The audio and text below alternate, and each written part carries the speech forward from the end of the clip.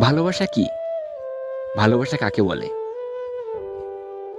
যদি কারো রূপ দেখে তাকে ভালোবাসো, তাহলে সেটা ভালোবাসা নয়, সেটা হলো বেছে নেওয়া। যদি কারো দেহ দেখে তাকে ভালোবাসো, তাহলে সেটা ভালোবাসা নয়, সেটা হলো লালসা।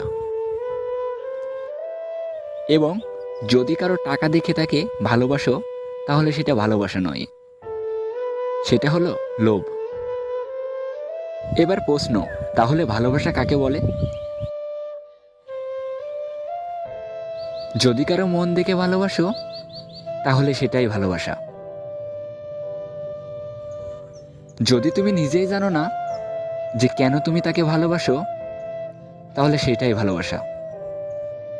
যদি তুমি তাকে একটি বার দেখার জন্য ছটফট করতে থাকো, তাহলে সেটাই ভালোবাসা।